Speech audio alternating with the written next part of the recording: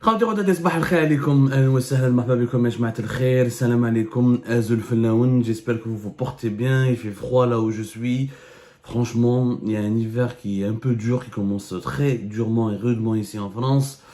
Oh là là là, je pense, j'ai parlé avec certains nombres de nos compatriotes qui m'affirment aussi que les températures commencent à baisser chez nous en Algérie, mais la pluie, il y a toujours un manque terrible de pluie, il y a toujours une sécheresse assez pandémique qui risque malheureusement de nous causer beaucoup de problèmes. En tout cas, j'espère que vous allez bien. On lutte contre le froid et contre la grippe, mais nous sommes toujours là avec vous pour explorer ensemble les dessous de l'actualité algérienne. Et aujourd'hui, je vais vous parler d'un dossier qui, moi, particulièrement, m'énerve à un point inimaginable. Parce que c'est illogique. Ce dossier résume l'ensemble des pratiques illogiques, irrationnelles, totalement absurdes et insensées de l'État algérien. On va parler aujourd'hui du tourisme et d'un groupe public qui existe en Algérie depuis 2015 et qui possède des dizaines d'hôtels, de stations balnéaires, même de hammams. Nous sommes en 2023 et en Algérie, l'État algérien possède toujours des hôtels, des hammams, des petits hôtels, des stations balnéaires. Alors en 2020, en quoi l'État doit s'impliquer ou là est concerné ou là s'ingérer dans la gestion de structures hôtelières ou la touristiques? واش دخل الدولة في الحمام؟ واش دخل الدولة في les hôtels؟ واش دخل الدولة في les infrastructures؟ خلي البريفي يخدم. Est-ce qu'on a besoin que l'État possède des hôtels, que l'État gère des autoroutes, des écoles, des universités?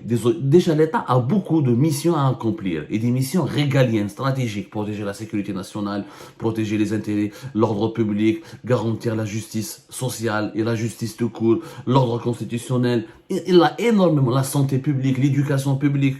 Mais l'État en Algérie, il pense, les dirigeants algériens, en tout cas l'État en Algérie, croit qu'il a suffisamment de temps à perdre pour gérer des hôtels et des hammams. Ce que je vous dis a été révélé par un rapport. C'est le rapport de la Cour des comptes. La Cour des comptes, c'est une institution en Algérie dont personne ne parle. Parce que les gens ne lui accordent aucune crédibilité, ils ne lui accordent pratiquement son existence, elle est méconnue.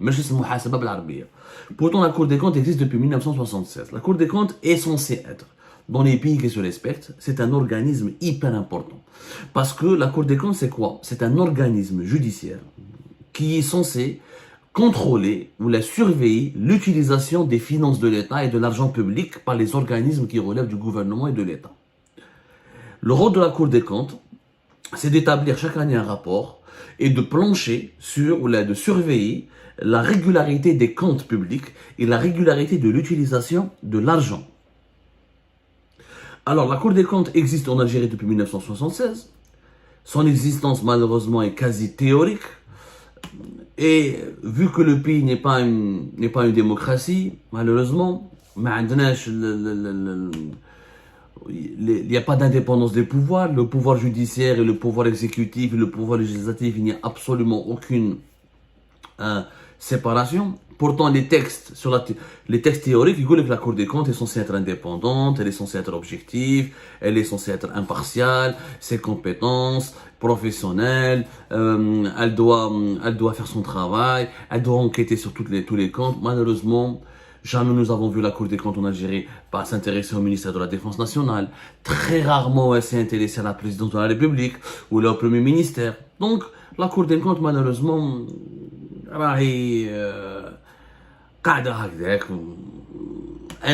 le seul mérite, c'est que les juges de la Cour des comptes s'intéressent beaucoup aux entreprises étatiques, aux wilayas, etc. Et ils font des rapports, des fois, qui sont intéressants, qui contiennent des informations intéressantes. Comme en 2023, la Cour des comptes en Algérie, elle a publié son rapport et elle s'est intéressée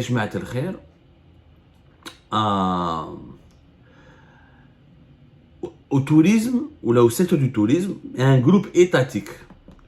Un groupe étatique, c'est-à-dire, il y a un groupe étatique en Algérie qui s'appelle HTT.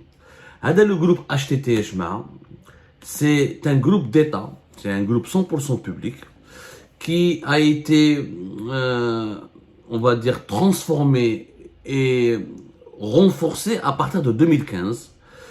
Et le groupe étatique, il regroupe l'ensemble de tout ce que possède l'État comme hôtel, comme station thermale, comme hammam, je vous dis, comme station balnéaire. Alors le groupe HTT Jma'a a 17 filiales. 17 filiales. Il possède aussi, il gère 15 entreprises de gestion touristique, 2 chaînes hôtelières, 72 unités, c'est-à-dire 72 hôtels ou la station balnéaire ou la station thermale, 12 hôtels urbains, 4 stations climatiques, 11 stations thermales et de thalassothérapie, 15 stations balnéaires, 2 centres touristiques, 19 hôtels sahariens, 8 hôtels d'affaires et un centre commercial et parking. Tout ça est possédé par un groupe étatique qui est un groupe public qui a été transformé, recréé. Avant, il s'appelait le SGP, la Société de gestion de participation Gestour, et ça a été transformé en le groupe HTT, c'est le groupe public tourisme et thermal. Groupe public, HTT pourquoi? Parce que c'est hôtellerie, tourisme et thermalisme. Donc c'est HTT. Auparavant, comme c'était la SGP Gestour. Alors, c'est très théorique pour le moment. Qu'est-ce que c'est le groupe? On a comme un exemple de ces filiales, de ce qu'il possède. L'ORAC, c'est le groupe HTT. L'ORAC, c'est le groupe HTT. L'hôtel Rim, في بني عباس في بشار, c'est le groupe HTT. Le Boustan, في منيعة, c'est le groupe HTT. Par exemple, l'hôtel Jazair Saint-Georges, c'est c'est le groupe HTT. Le Caïd, في Boussaada, c'est le groupe HTT. L'hôtel Gourara في Timimoun, c'est le groupe HTT. Renaissance في Tlemcen, c'est le groupe HTT. Les Zénith في Tlemcen, c'est le groupe HTT. Par exemple, Fitipaza, les célèbres centres de vacances, Matares, le 7, c'est le groupe HTT. La Corne d'Or, la célèbre Corne d'Or Fitipaza, c'est le groupe HTT. Fizerada, les Sables d'Or, c'est Mazafran, c'est le groupe HTT. C'est des Fridge. Le Manar, par exemple, tous les hôtels, le port de Sidi Fridge, c'est le groupe HTT. Le Manar, le Marsa, Azur Plage, Riyad, tout le centre touristique de Sidi Fridge est possédé par le groupe HTT. Mais partout, nous fait Biskra, fait Gerdaya, fait le Sofitel, fait le groupe HTT. Le Mercure, fait le groupe HTT. Albert Ier, le célèbre hôtel Albert Ier fait Alger, le groupe HTT. Le Saphir, d'Alger, c'est le groupe HTT. Partout. C'est 72 établissements. C'est vraiment les hôtels d'affaires qui sont très connus. Le Sirta fait Constantine, Sibous fait Annaba. Les hôtels qu'on appelle lui hôtels urbains. Des hôtels le sud. Ou des stations balnéaires, les Matares, le Manar, Hamadid fait Bjaya, le Mourjan fait le Qala, le Marsa fait Sidi Fridge. En clair, c'est l'État qui possède, il gère l'ensemble. Le groupe HTT gère l'ensemble de ce que l'État possède.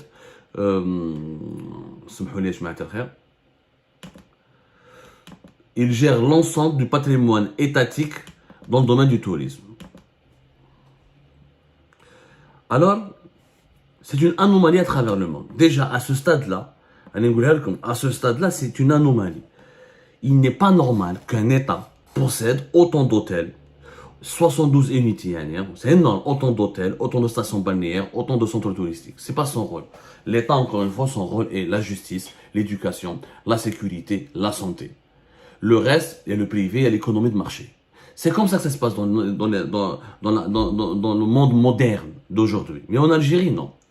La conséquence de cette gestion, la conséquence de cette étatisation du tourisme, ou la conséquence de cette gestion publique et étatique du secteur du tourisme, elle est catastrophique. La Cour des comptes en Algérie, elle a fait une enquête sur l'argent qui a été utilisé dans un programme pour rénover, entretenir les hôtels. Parce que les hôtels, les stations thermales, les hammams, tout ça que possède l'État, il faut les entretenir, il faut les gérer, il faut des fois les rénover, il faut les nettoyer, il faut aussi les commercialiser ces prestations.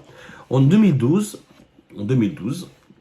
avant que le groupe HTT soit créé, qui s'appelait S-Gestour, qui m'a coûté un programme pour restaurer et pour rénover l'ensemble des hôtels et des stations thermales et des centres de vacances que possède actuellement le groupe HTT. هذا البروغرام يا جماعه يعيطوا له le programme de réhabilitation et de modernisation, le PRM. L'État algérien à l'époque en 2012 a voulu relancer le tourisme. Voilà, il faut absolument qu'on relance le tourisme en Algérie. On a des beautés, on a des beaux paysages, on a des sites très très beaux, on a des belles plages, on a une population chaleureuse, on a des sites historiques. Le tourisme peut faire gagner beaucoup de devises au pays, ce qui est excellent, ce qui est vrai. Et le tourisme peut être un des secteurs qui crée le plus d'emplois en Algérie. Sauf que le tourisme, dans le reste du monde, dans la majorité des pays écrasants, dans tous les pays touristiques du monde, ce n'est pas l'État qui gère les établissements touristiques. L'État n'est que régulateur. L'État veille que sur la loi, l'application de la loi, sur la sécurité. En Algérie, l'État ne se mêle pas. Les Maldives, ou la Thaïlande, ou même le Maroc, ou l'Égypte, ou dans tous les plus grands, l'Espagne, la France, toutes les grandes puissances touristiques du monde, il n'y a pas des États qui possèdent autant d'hôtels et de hammams, et de stations balnéaires ou de stations thermales. L'État algérien avait cette ambition. Pour cela, dans un programme. Le programme, il fallait donc moderniser sur les 72 établissements possédés par le groupe HTT, 61 étaient censés être rénovés, restaurés, et deux nouveaux établissements touristiques devaient être réalisés. Le programme Hadejma, 11 ans, depuis 2012, on a fait 2023, 11 ans après, 43% de ce programme a été réalisé. Et pourtant, le budget initial, c'était 74 milliards de dinars. Ce programme, on a fini par bouffer plus de 126 milliards de dinars. 126 milliards de dinars, 126 milliards de dinars, c'est plus de 900 millions de dollars. Plus exactement, plus de 940 millions de dollars. Il y en a presque 1 milliard de dollars. C'est quand même énorme. Alors qu'au début, ce programme devait uniquement dépenser l'équivalent de 570 millions de dollars.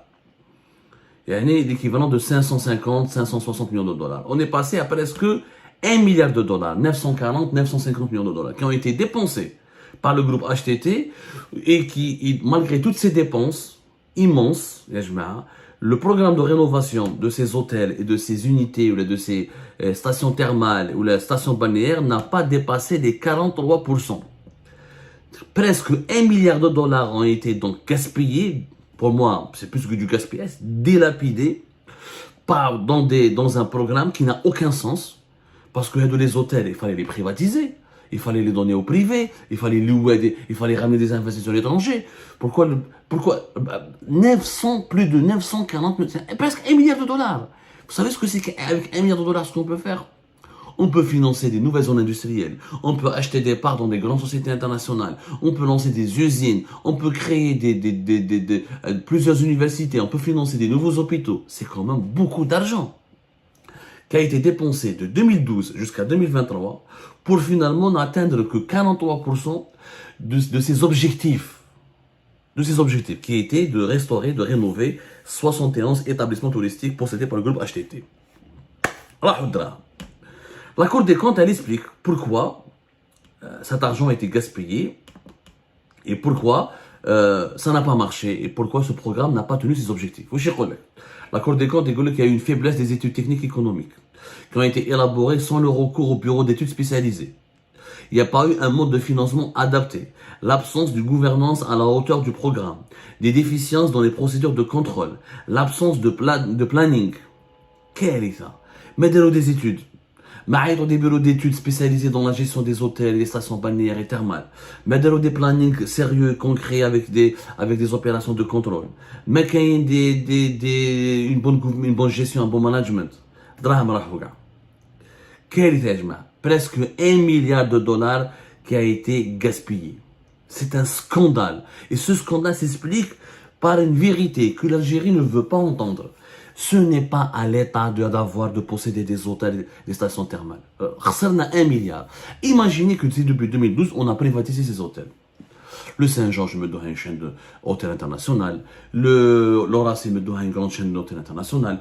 Matares, le 7 et la Corne d'Or, on Club Med, on des grands clubs internationaux.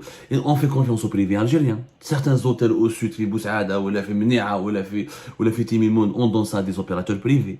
Imaginez tout ce que l'argent qu'on aurait pu gagner. Là, on a perdu 1 milliard de dollars. Là, on a perdu l'équivalent de 1 milliard de dollars. Combien on aurait pu gagner si on avait privatisé et notamment si on avait confié la gestion de ces belles infrastructures touristiques à des groupes internationaux, à des investisseurs étrangers. Et combien de touristes on aurait pu drainer. Et aujourd'hui, qui peut être content de la prestation de ces hôtels? Qui leur c'est des fraîches, regardez comment c'est des fraîches elle est gérée. Qui leur Mazafran, regardez comment Mazafran elle est gérée. Qui quelques jeux, l'Horacie ça va. L'hôtel Jazair ça va. Mais tout le reste, il y a une catastrophe sur une catastrophe. Aucun dirigeant, aucun président de la République, aucun premier ministre ne veut remettre en cause ce dogme, cette doctrine, qui est la gestion étatique des secteurs touristiques. L'État n'a pas à posséder des hôtels. On l'a dit, il n'a pas à posséder des hôtels. Aujourd'hui, le groupe HTTH Maa, c'est pratiquement, il a un chiffre de 146 milliards de dinars. Voilà, il a un capital de 14,9 milliards de dinars. 14, c'est combien dans la conversion directe? 14,9, ça n'est presque 15 milliards de dinars, c'est 110 millions de dollars. Il a fait une ouverture de capital. Fait une ouverture de capital. Je dis bien de capital de 110 millions de dollars dans une entreprise étatique qui doit gérer des hôtels et des hammams. Ça n'a aucun sens. Ça n'a aucun. On a 1 milliard en 11 ans. Alors qu'on aurait pu gagner grâce au tourisme 10 milliards de dollars en 11 ans. Vu la beauté des paysages, on est à côté de l'Europe, l'un des marchés touristiques les plus importants du monde. On est au cœur de la Méditerranée, le bassin méditerranéen, qui est l'une des zones géographiques les plus visitées par les touristes mondiaux.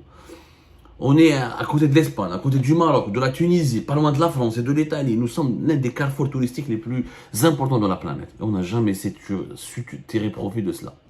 Les Algériens eux-mêmes ne profitent pas de ces hôtels. Les Algériens eux-mêmes, ils vont Tunis. Parce que les hôtels en Tunisie, qui sont privés, qui ne sont pas étatiques, sont beaucoup mieux gérés, beaucoup plus propres et beaucoup mieux entretenus que les hôtels en Algérie. Je crois que les vacances, c'est des de la Corne d'Or. Non seulement c'est cher, en plus c'est pourri et c'est mal entretenu. Ça ne peut pas durer comme ça. Ça ne peut pas. On a perdu 1 milliard de dollars, presque 1 milliard de dollars. C'est un gâchis. C'est un grand scandale.